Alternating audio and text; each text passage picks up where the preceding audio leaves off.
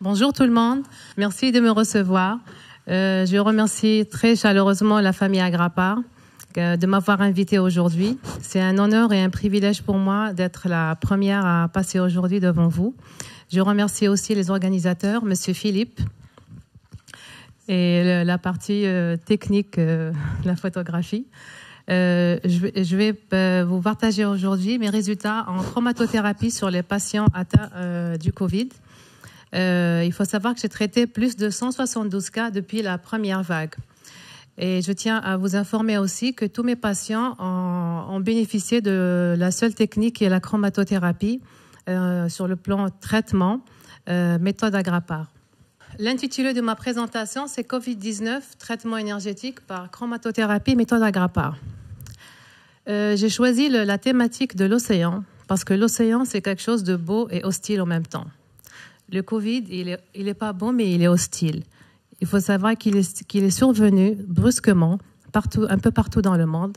Ça a demandé beaucoup de réflexion. Et d'ailleurs, tout le monde était dans la réflexion. Depuis ce jour, on a plongé, non pas dans la profondeur de l'océan, mais dans la profondeur du Covid. Le plan de la présentation, ça va être lettre du président, analogie entre une étude clinique et un profil clinique du Covid, évolution des consultations, présentation des cas, la description de l'échantillon, évolution des signes cliniques après chromatothérapie, de la saturation après chromatothérapie, la réponse immunologique et chromatothérapie, évolution radiologique après chromatothérapie. On verra le Covid des grossesses, Covid chez le nourrisson et Covid des séquelles et d'autres cas intéressants, des faits marquants. La partie la plus importante de ma présentation, ça va être la description, l'analyse statistique, la description de l'échantillon et l'analyse des cas, des séquelles post-Covid, à savoir le diabète, les maladies endocriniennes, dysthyroïdie, maladies neurodégénératives et une complication thromboembolique suite au Covid. Premier pas avec la Covid. Tout a commencé après avoir reçu la lettre du docteur Agrapar, comme la plupart d'entre vous. Derrière, ça a été pour moi un élément déclencheur de mon aventure. Derrière cette lettre, j'ai été très contente et rassurée de savoir qu'il existait un traitement contre la Covid, mais aussi en même temps terrifiée. Pourquoi on était terrifiés? Parce qu'avec mon équipe, on n'était même pas préparés, on n'avait pas le matériel adéquat et il fallait agir avec les moyens de bord. On a même fait appel à notre créativité. D'ailleurs, j'en garde une anecdote, c'est que j'avais porté le masque de plongée de ma fille à mes débuts. Parce qu'on n'avait pas tout le matériel au départ. Et depuis, j'ai plongé avec ce masque avec les différents cas. Mes premiers patients qui ont été traités, c'était ma famille, mes proches. C'était le lendemain, comme par hasard. J'ai reçu la lettre du docteur Agrapar le 20. Le 21 mars, ils ont été traités. Directement le lendemain de la réception. Description clinique du Covid. C'est une description clinique avec, à chaque fois, vous allez trouver un résumé d'une étude qui a été faite au niveau des hôpitaux d'Alger. On va passer sur cette description rapidement parce que c'est pas le but de la présentation de faire une description clinique, mais vous trouverez l'analogie entre mon étude et l'étude hospitalière sur le prochain bulletin du CEREC. Alors, très rapidement, la Covid a été déclarée comme étant une pandémie le 12 mars 2020 par l'OMS. C'est une pathologie qui a plusieurs visages, très complexe. Elle fait intervenir une phase virale, inflammatoire et thrombotique avec une tempête cytokinique. Sur le plan clinique, le premier patient atteint en Algérie était détecté le 25 février 2020. Mon premier patient atteint et traité le 21 mars 2020, directement après avoir reçu la lettre du docteur Agrapar. La Covid, la principale cible, donc c'est le poumon, mais on a aussi une atteinte multisystémique cérébrale, sanguine et possible. Donc le tableau clinique était dominé essentiellement par la triade asthénie, fièvre, toux dans 70% des cas, mais on retrouve d'autres symptomatologies digestives, atteintes nerveuses, douleurs abdominales et comme atteinte nerveuse, anosmie et agueusie. Le diagnostic positif du Covid repose sur la notion de contact avec un cas suspect confirmé Covid-19, la RT-PCR, la test sérologique des immunoglobulines et la TDM thoracique, qui occupe une place prépondérante dans le diagnostic du Covid. Les conséquences sont importantes en termes de gestion clinique, y compris le rationnement des soins. Il faut savoir que dans les formes sévères, on a une diminution du pourcentage de saturation de l'hémoglobine en oxygène, une hypoxémie qui peut conduire à une désaturation responsable donc de pathologies plus ou moins graves, et au pire des cas de décès ont été constatés. Les critères de gravité de la Covid, c'est la saturation basse à l'âge avancé et la présence d'antécédents. Et la pathologie est mortelle dans 2/3 des cas. Sur le plan biologique, alors voici un bilan d'une patiente qui confirme donc l'atteinte du Covid, RT-PCR positif. Pardon. Et là, c'est un bilan clinique d'une patiente où on voit sur le plan biologie une hyperleucocytose. On a une hyperleucocytose qui est un signe de réaction inflammatoire exagérée due justement à la tempête cytokinique. On retrouve une lymphopénie qui est un témoin d'un dysfonctionnement immunitaire première lignée probable attaquée par le virus, thrombopénie, une élévation des dédimères qui sont 2 facteurs de gravité de la pathologie avec un risque de passage en réa et voire au pire des cas un décès. Les 4 signes radiologiques les plus fréquents de la Covid, c'est le fameux aspect en verre dépoli dans 91% des cas, soit nodulaire, soit en plage, soit en rayon de miel. Ou sur mes cas, j'avais retrouvé le signe de la toile d'araignée, je vous montrerai ça tout à l'heure, condensation alvéolaire, aspect en verre dépoli en plage ou aussi nodulaire. Plus ou moins, on retrouve des syndromes bronchiques et un cas d'emphysème qui a été retrouvé parmi les 173 cas que j'ai traités. Je vais vous le montrer et qui a très bien répondu à la chromatothérapie. Selon la recommandation du ministère de la Santé en Algérie, le traitement de base était donc la chloroquine, azithromycine, zinc, vitamine C, comme un peu partout dans le monde. Selon la sévérité, on passe aux anticoagulants, plus ou moins à la corticothérapie, l'oxygénothérapie dans les cas les plus sévères. Alors, évolution des consultations, c'est là que nous allons rentrer dans ma partie purement pratique de mon étude. La plupart des cas ont été recensés depuis 2020 jusqu'à 2022 et j'ai arrêté les statistiques en 2023 avec 3 nouveaux cas intéressants. Alors la première vague, c'était de mars à mai 2020, était caractérisée par un syndrome grippal. La deuxième vague, octobre à juin 2021, avec le variant alpha, s'y rajoute donc une atteinte neurologique à type anosmie-agueusie. Troisième vague, juillet à septembre 2021, avec, ça a été nommé d'ailleurs le traumatisme de la troisième vague, avec le variant delta.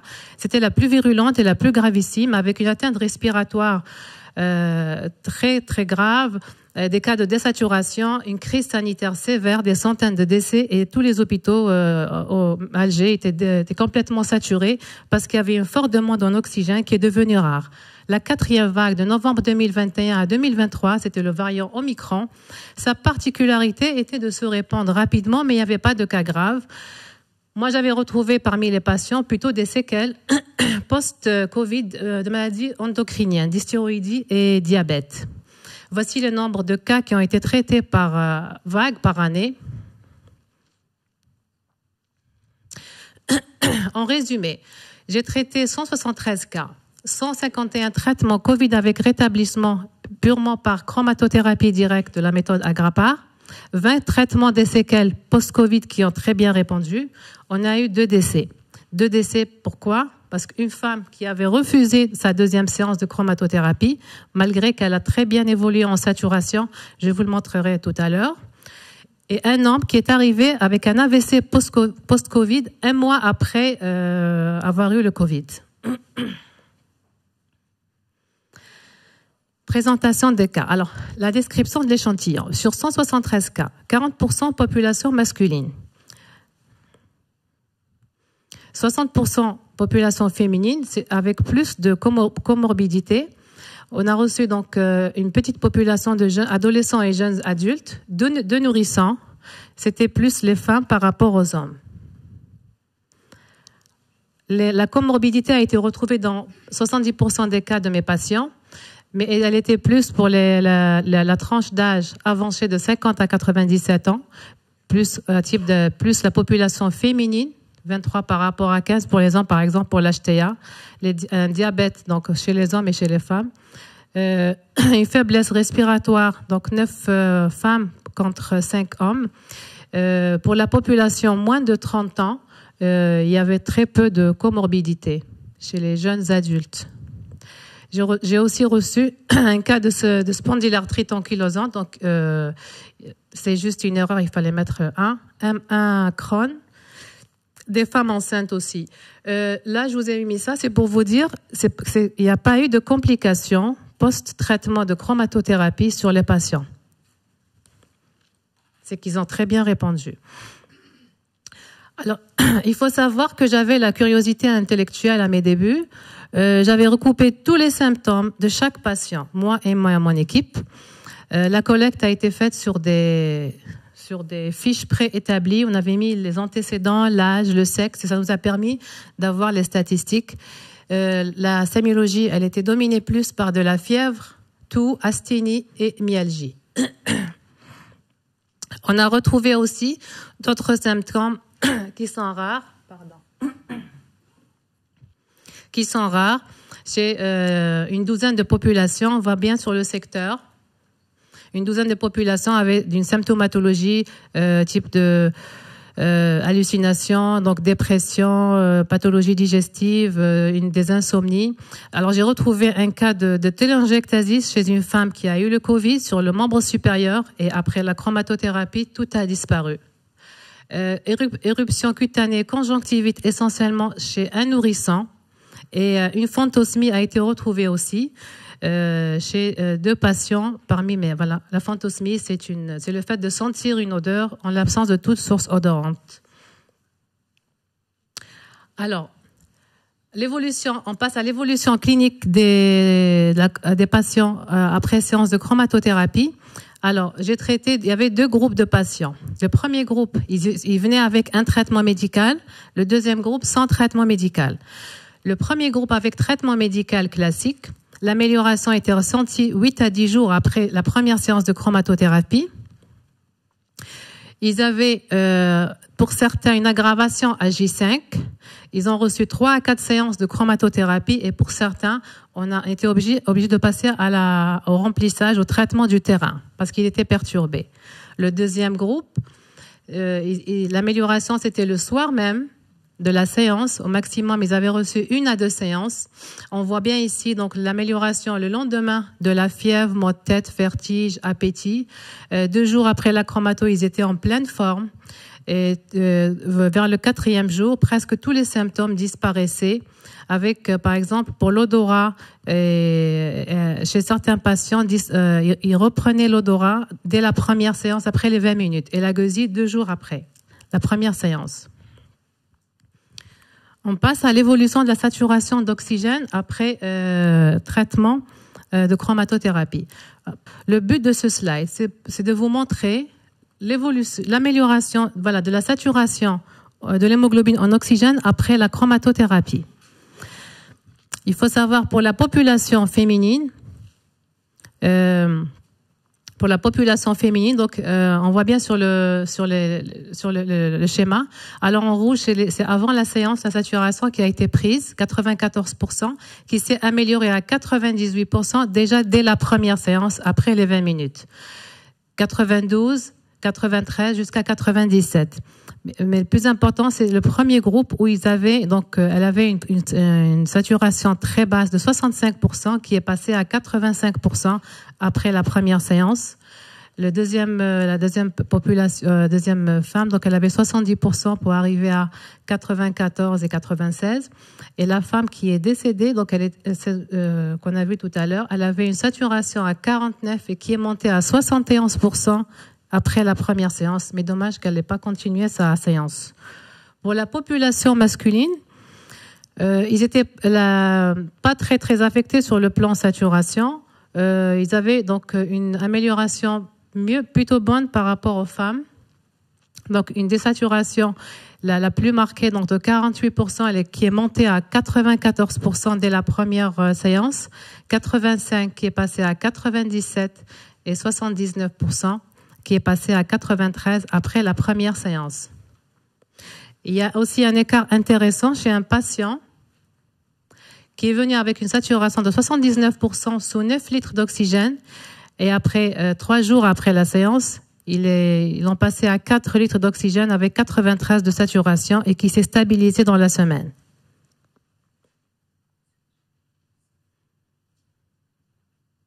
Réponse immunologique d'une patiente au traitement.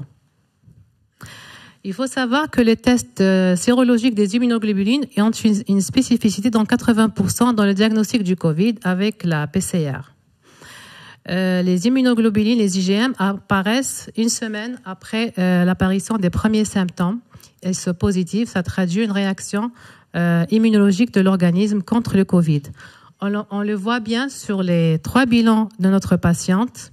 Au départ, elle a fait une première séance le 8 novembre. On voit les IgM qui apparaissent une semaine après la première séance et qui sont ensuite remplacés par les IgG. Ça témoigne donc d'une réponse de l'organisme contre le Covid, contre le virus. Alors, on passe à l'évolution radiologique après traitement de la Covid. Je travaille en clinique. J'avais la chance de collaborer avec le radiologue de la clinique. Ça nous a permis de bien suivre les patients pendant le traitement et après le protocole de la chromatothérapie et de voir l'évolution des images radiologiques. Je vais vous présenter 5 cas. Alors, c'est un monsieur âgé de 77 ans qui a une pneumonie bilatérale sur le scanner initial avec une infection Covid atteinte estimée de 25 à 50%, syndrome interstitiel aigu avec l'emphysème bilatéral. Il a reçu 3 séances. Et quand on a fait le scanner de contrôle, la TDM est revenue sans particularité, complètement nettoyé le poumon. On va voir ça en image, pardon. Voilà, sur le scanner initial. Alors, on voit bien les images donc de verre dépoli en plage sur le lobe pulmonaire gauche, la partie supérieure, et les aspects en rayon de miel sur les 2 parties, les lobes inférieurs des 2 poumons, et on voit bien la fameuse bulle d'emphysème ici sur le lobe pulmonaire gauche. On le voit aussi à droite. Et après 3 séances de chromatothérapie, exactement, le contrôle a été fait 3 semaines après la première séance. Voici les images de scan. Tout est nettoyé. Même les bulles d'emphysème ont complètement disparu. Il a reçu que le traitement du Covid par chromatothérapie. Regardez. Le deuxième patient, c'est aussi un homme âgé de 77 ans. Au premier scanner, donc, il avait donc aussi une atteinte de 25 à 50%. Il a reçu 3 séances et après un contrôle d'1 mois, après les séances, 1 mois, donc l'atteinte a complètement diminué à 5% par rapport au début. Alors, ça, c'est les images de départ. Là, il avait donc les aspects en verre dépoli en plage sur la périphérie du poumon droit, des 2 côtés, plus le poumon droit que le gauche. Les verres dépolis nodulaires sur la partie supérieure du poumon gauche, là aussi. L'aspect en verre dépoli nodulaire à la partie inférieure du poumon droit. Et si on compare, il y a une disparition donc de l'aspect du verre dépoli nodulaire qui restait quand même une petite lésion ici et là, donc de la condensation pulmonaire. Une autre patiente, celle-là, elle avait plus d'atteintes. Elle a 61 ans, sans antécédent. Une atteinte était estimée à 70% et les images de verre dépoli étaient sur les 2 poumons de manière diffuse. Elle a reçu 3 séances et quand on a fait le contrôle après 5 semaines, l'atteinte a diminué, donc elle est restée 15% de l'atteinte. On va voir ça en image. Voilà, sur les images de droite. Voilà. Ce qui est en blanc, c'est la condensation ce que provoque le virus. Donc, aspect en plage, donc c'est la partie périphérique du poumon gauche, très atteint. Là, c'est la condensation en plage, donc au niveau des 2 lobes inférieurs. Et on voit l'aspect, donc ce que je vous ai dit tout à l'heure, en rayon de miel sur les 2 lobes inférieurs, droit et gauche. Elle avait quand même été très, très atteinte. Et après avoir fait le contrôle, il y a une nette diminution. Il lui restait 15% à ce niveau-là. Légèrement ici sur le lobe, la partie lobe supérieure du poumon droit, aussi à ce niveau-là. Et légèrement à gauche. Elles ont très bien répondu, les patientes.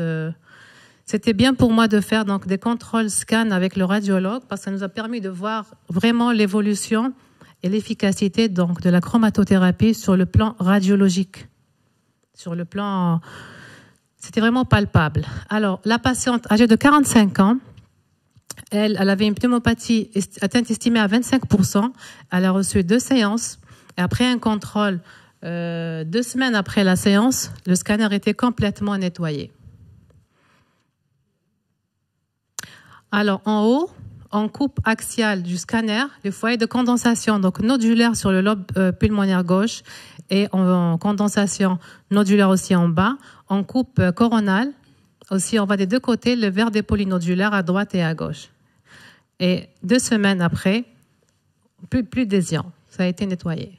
Il n'y a plus de lésions à droite et à gauche. La troisième patiente, c'est elle qui a répondu de manière très rapide. Pardon. Elle a 70 ans. L'atteinte, elle était à 15%.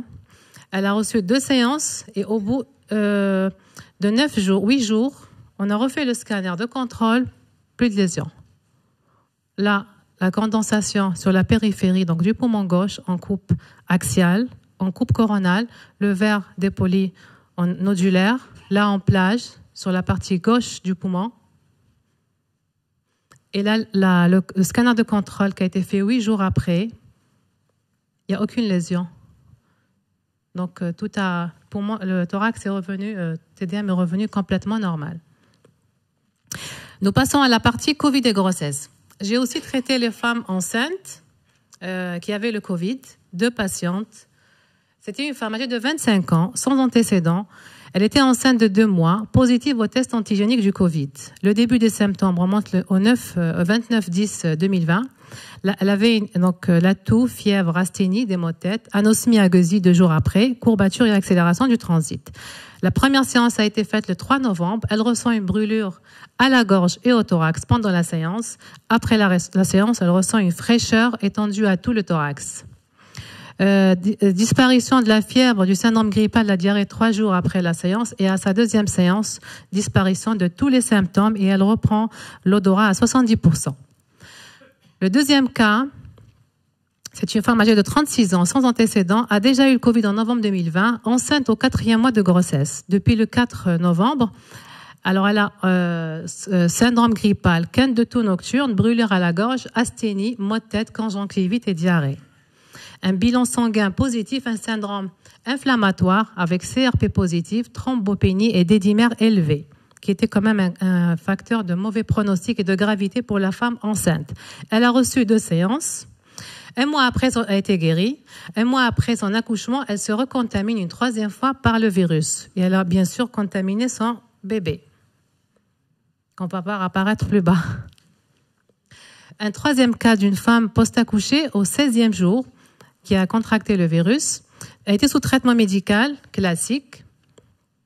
Elle a eu de la fièvre à 39 degrés, brûlure à la gorge, des maux de tête. Elle a reçu une seule séance et elle s'est directement rétablie.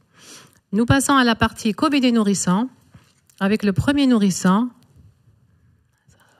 Alors, c'est un nourrisson de 1 mois qui a commencé à présenter. Donc voilà, j'ai pu prendre cette photo. Ça a été fait de manière spontanée. Ça a été pas... C'est venu au bon moment. Alors, il avait la fièvre, bronchiolite, reflux de tétée, début de conjonctivite. Les pédiatres n'ont pas exclu la possible contamination par la maman qui s'est recontaminée après la grossesse, après l'accouchement. Et on avait fait une seule et unique séance qui a conduit à la disparition de tous les symptômes. Les nourrissons répondent très rapidement, plus vite que les adultes. Alors, le deuxième nourrisson, lui, il avait 4 mois, contaminé par les parents.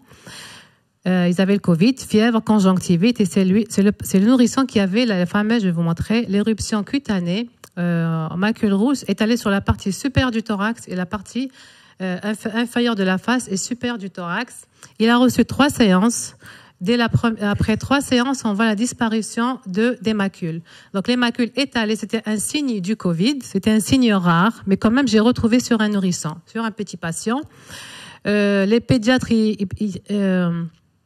l'ont pas étiqueté comme étant un cas de Covid, mais comme moi, je savais que les parents avaient le Covid, vu la symptomatologie pulmonaire, et comme il y avait un symptôme rare, je l'ai quand même traité. Et d'ailleurs, j'ai bien fait parce que après, voici donc disparition de toute l'éruption cutanée sur la partie supérieure de la face, inférieure de la face et supérieure du thorax. Tout a disparu. Alors, Covid et séquelles. C'est là où j'ai eu les cas les plus intéressants. Alors, premier cas, prédiabète. C'est une patiente âgée de 68 ans, sans antécédents. Elle consulte en raison de l'augmentation inhabituelle des chiffres de glycémie, survenue peu de temps après avoir eu le Covid. Elle a été traitée par chromatothérapie pendant 2 mois, le protocole du docteur Agrapar. Chromatothérapie des séquelles. J'ai fait un traitement donc par traitement du terrain. On va voir donc l'évolution en courbe. Alors, en ordonnée, on a les chiffres de glycémie et en abscisse, les nombres de prises qui a été faites. Alors, on est parti sur 1,26 g de glycémie à jeun pour arriver à 0,81 g par litre de glycémie après 2 mois de traitement. Avec une hémoglobine glyquée qui était à 7% au départ. Il faut savoir que l'hémoglobine glyquée, elle est de 4 à 6,2%. Donc, elle était élevée. Elle était en prédiabète. Après 2 mois de traitement de chromatothérapie, donc tout se normalise. Une glyquée qui est à 5,9 et une glycémie dans les normes 1,7. On va voir le bilan de la patiente au départ. Donc, le premier bilan a été fait donc 6 mois avant qu'elle ne vienne me voir. Elle avait 1,26 g de glycémie à jeun et 7% d'hémoglobine glyquée. La norme était de 4 à 6,2.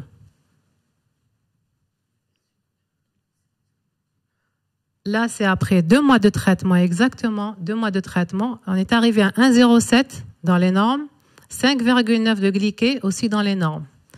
Et j'ai préféré lui refaire avant de venir pour vérifier le traitement, c'est-à-dire pour vérifier et pour voir que la chromatothérapie, même si on dépasse donc la patiente elle est guérie, les effets sont là, ça reste. Ça a été fait donc ce mois-ci, en septembre, le 4 septembre, j'ai refait un dernier bilan. Il est toujours correct. Ça veut dire que elle est complètement guérie. 5,4 d'hémoglobine glyquée dans les normes et 1,06 g. Et elle n'a pas pris de traitement pour son élévation prédiabète. Deuxième séquelle, donc c'est une suspicion d'hyperthyroïdie auto-immune chez une femme de 43 ans. Elle a été contaminée 2 fois par le Covid en septembre et en octobre, a été traitée par chromatothérapie, aucune séquelle post-infection quand elle avait le Covid. Nouvellement contaminée en décembre 2021 par le variant Omicron, avec une symptomatologie ORL légère. En février 2020, une fatigue peu intense s'installe peu à peu, très intense, avec perte importante de poids, malgré la polyphagie inexpliquée. Elle était essoufflée au moindre effort. Elle avait un transit accéléré et des accès de colère et d'irritabilité, inhabituels chez la patiente. Elle consulte l'endocrinologue. On explore la glande thyroïde sur l'échographie cervicale, c'était normal. À la scintigraphie, c'était compatible avec une thyroïdite auto-immune, probablement Hashimoto, qui a été confirmée par la suite par le bilan sanguin. Elle a été traitée par chromatoponcture, donc le soir même, à raison d'une séance par 15 jours.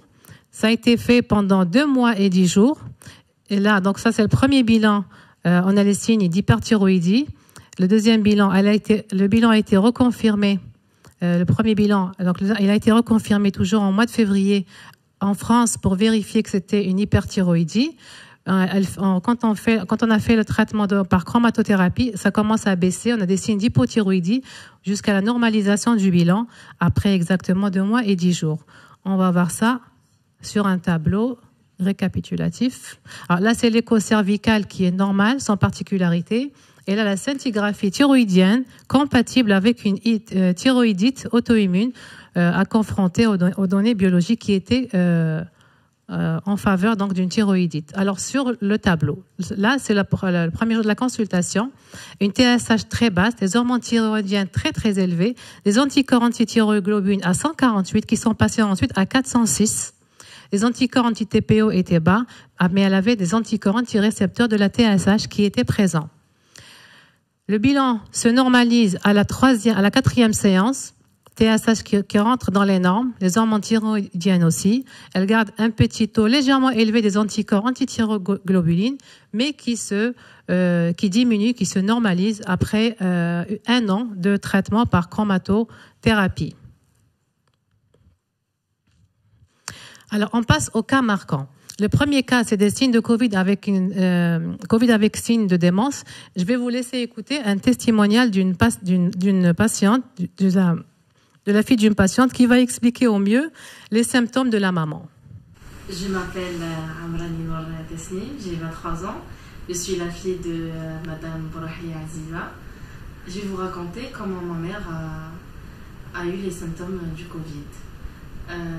Au début, elle avait des hallucinations, des oublis.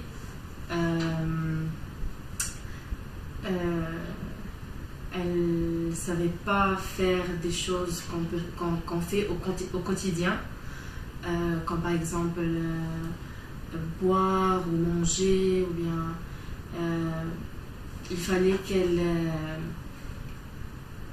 y pense plusieurs fois avant de faire la chose. Genre, elle attrapait le verre et la bouteille et elle faisait comme ça, genre... Comment je dois boire? Je dois d'abord verser l'eau dans le verre, après je dois ramener le verre vers moi, etc. Et qu'est-ce qui vous a fait penser que c'était le Covid? Qu'est-ce qu'elle a eu ils pensaient à quoi les médecins de là où elle habitait? Est-ce qu'elle a fait des radios, des explorations? D'abord, ils ont cru que c'était un début d'Alzheimer. D'accord. Donc on l'a emmené pour faire un scanner. Puis le scanner était clean, il n'y avait rien du tout. Donc on a enlevé tous les soupçons de l'Alzheimer. Après ça, j'ai tout de suite contacté le docteur Bouahli. Je lui ai raconté les symptômes qu'elle avait, ma mère. Elle m'a tout de suite dit de lui expliquer comment ma mère était les 2 semaines. Étape par étape. Oui, les 2 semaines d'avant. Je lui ai dit qu'elle s'endormait tout le temps, qu'elle n'avait pas d'appétit, qu'elle avait de l'amnésie, c'est ça? Oui. Qu'elle avait du mal du mal à manger, du mal à... Elle était même un petit peu dépressive. J'aurais pleuré tout le temps. Elle n'était pas bien du tout. Après ça...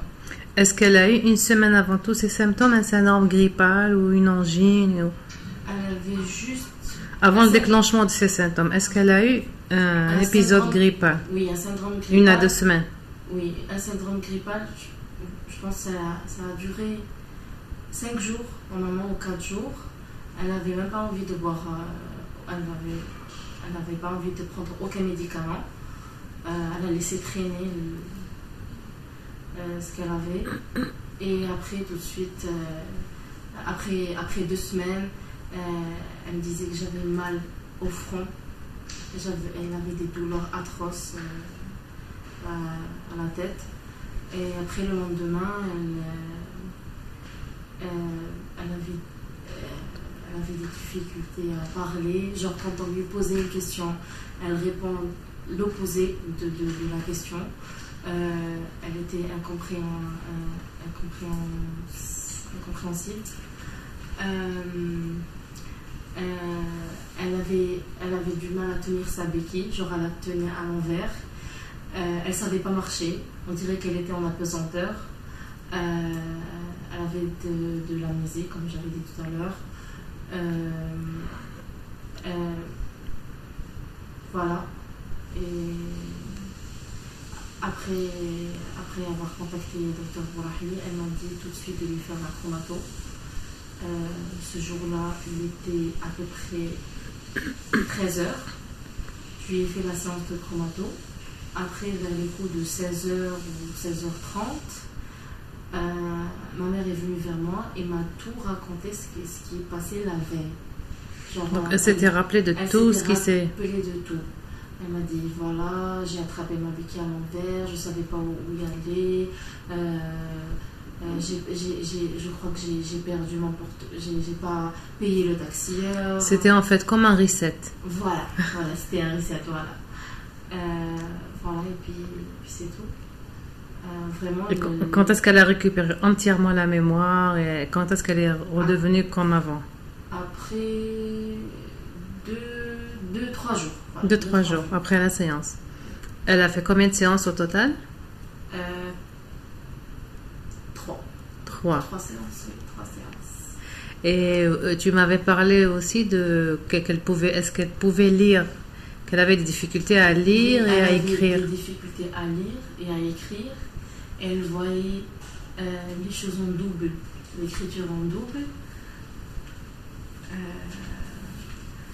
Oui, elle voyait les lettres à l'envers.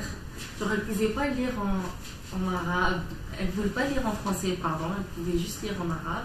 Et aussi, elle avait des hallucinations, comme par exemple, elle me disait que je te voyais en train de danser ou bien de bouger tes mains. Alors, c'est une patiente âgée de 59 ans, sans antécédents particuliers, mais aux antécédents familiaux d'Alzheimer et de maladies neurodégénératives. Elle a donc tout, syndrome grippal, asthénie, hypersomnie, perte de l'appétit. Le 2 mai, elle commence à avoir des maux de tête, vertiges, vomissements, angoisse. Le 3 mai, elle a de l'hallucination et de l'amnésie, avec des difficultés à se faire comprendre et à comprendre les autres, difficultés à se concentrer. Elle était complètement désorientée dans le temps et dans l'espace. Elle n'arrivait pas à retrouver le chemin pour arriver à domicile. Elle ne pouvait pas rédiger un rapport. C'était un cadre au niveau des assurances. Elle a du mal à manger seule et à boire. Un changement soudain de sa personnalité.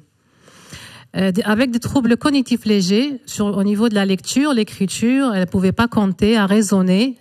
Ça se répercutait sur sa vie quotidienne. Et elle avait aussi un léger trouble de la mémoire récente. Elle oubliait les clés. Elle avait des réponses incohérentes, un ralentissement physique et psychique de la pensée, avec des troubles du comportement et un changement de l'humeur. Elle était triste, déprimée, anxieuse et un sentiment d'incompréhension. Le diagnostic qui a été retenu au début, c'était donc la maladie d'Alzheimer, vu les antécédents familiaux d'Alzheimer. On lui a demandé un scanner cérébral qui est revenu sans particularité pour chercher les lésions d'Alzheimer. Sa fille, elle me contacte le 4 mai, donc la première séance, elle a été faite. Après 4 heures de temps, elle commence à se rappeler de ce qui s'était passé la veille. Le 11 mai, sa deuxième séance a été faite au matin. À 23h30, elle est redevenue normale, d'après sa fille, parce que c'est elle qui l'avait traitée. En fait, son oncle, c'est un élève en chromatothérapie chez Dr Agrapar, chez Vincent. C'est pour ça que c'est la fille qui l'a traitée. Voilà, elle pouvait pas mettre la quai dans la serrure, elle marchait, elle pouvait pas marcher, elle faisait des grands pas pour marcher, elle levait la jambe pour avancer, elle prenait sa béquille à l'envers.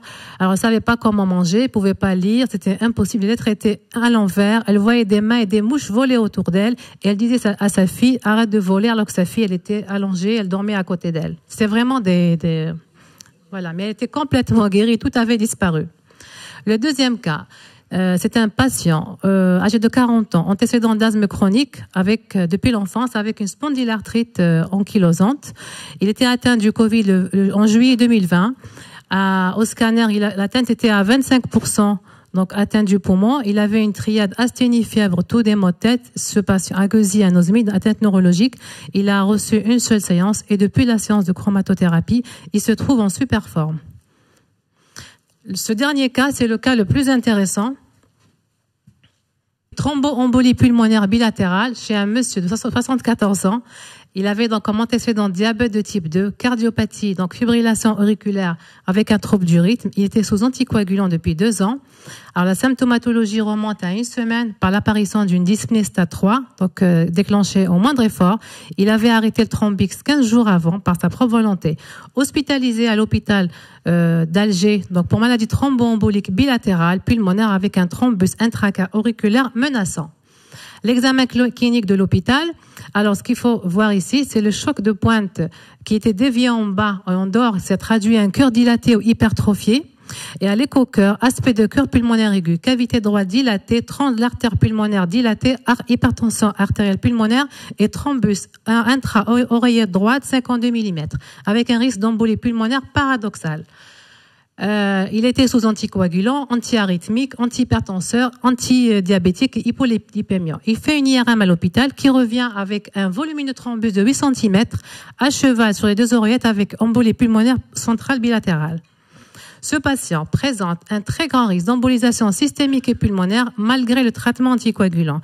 Indication d'une chirurgie de thrombectomie dans les plus brefs délais. Là, c'est le compte rendu de l'IRM. Alors, volumineux thrombus de 8 cm à cheval des 2 oreillettes avec le thrombus. On voit ça en image. Alors, le thrombus à cheval, là, c'est une coupe d'IRM à cheval entre les 2 oreillettes.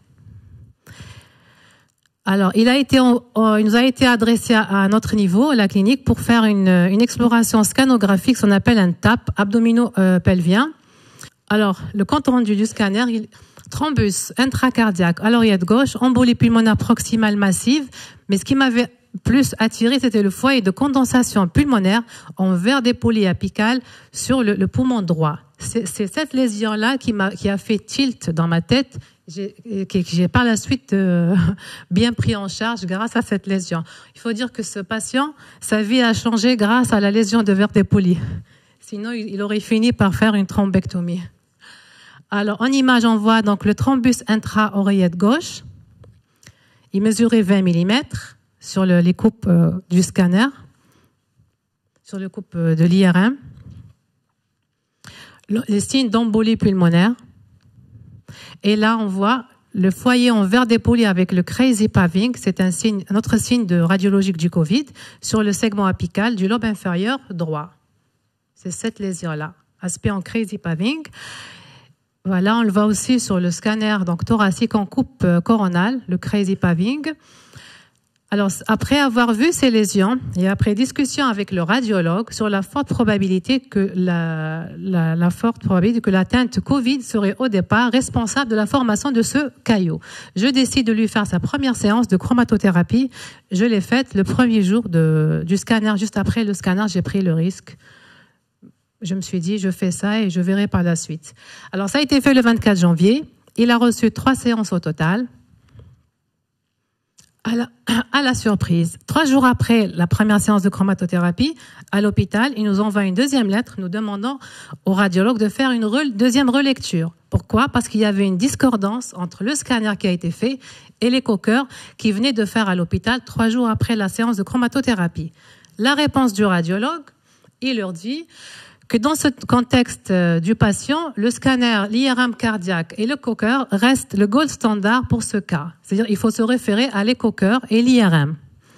L'hôpital n'était pas très convaincu. Il l'oriente vers une autre clinique pour faire une autre échographie.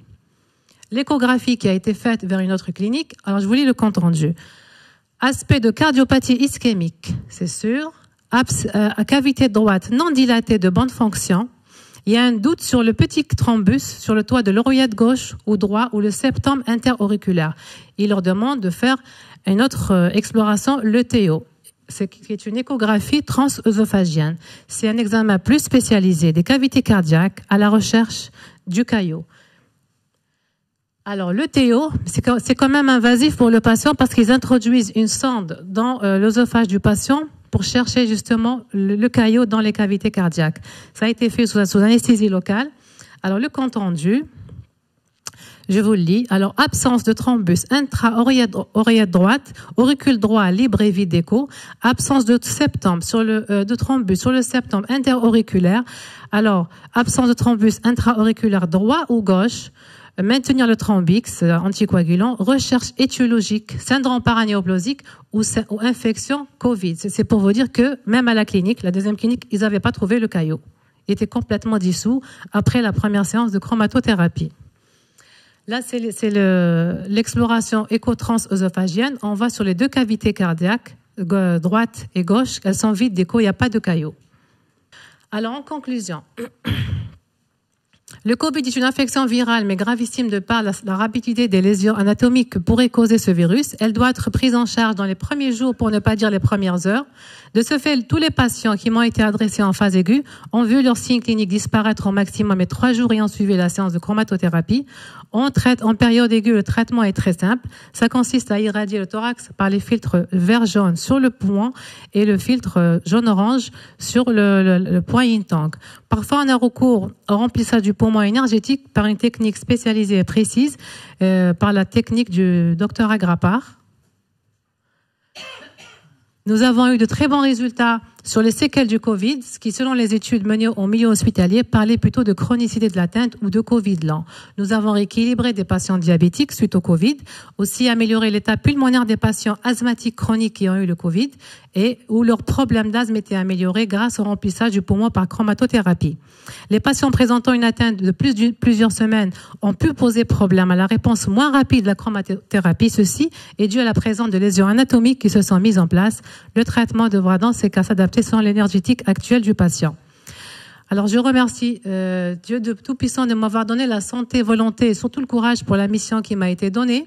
Je remercie fortement le docteur Agrapar, son adorable épouse, Madame Michèle Delmas, Vincent Agrapar, pour cette belle découverte qu'on a partagée ensemble, la chromatothérapie. Je remercie ma très chère mère c'est là où j'ai pu soigner mes patients Covid dans notre clinique. C'était pas évident au départ de travailler en clinique privée durant la pandémie. Je remercie aussi mon cher époux qui a été là pour moi malgré mon travail nocturne.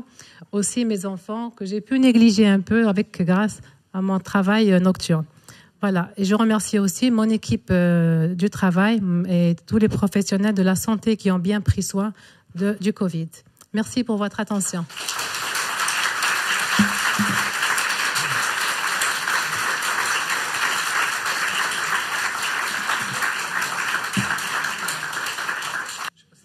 Oui. Donc je voudrais faire un commentaire pour vous dire que le travail présenté par le docteur Bourali est absolument impossible à faire en France. Interdiction, moi j'ai le traitement qu'Anna a utilisé, que je l'ai transmis à tous mes élèves et je l'ai essayé de le transmettre à l'hôpital. C'était un refus total. J'ai utilisé différents réseaux pour apporter l'information et ça a été bloqué au niveau du gouvernement. Interdiction absolument. Voilà. Alors là, on a une double chance, bien sûr. Premièrement, d'avoir Anna qui avait pris le problème en charge. Deuxièmement, pouvoir faire le travail qui est fait en Algérie qu'on n'aurait pas pu faire en France. Et troisièmement, j'ai eu la chance à ce moment-là de faire des découvertes au niveau de certains filtres. Parce que le Covid n'aurait pas pu être soigné avec des filtres classiques. Et c'est les nouveaux filtres qui ont permis cette action. Voilà, je voulais simplement faire ces commentaires.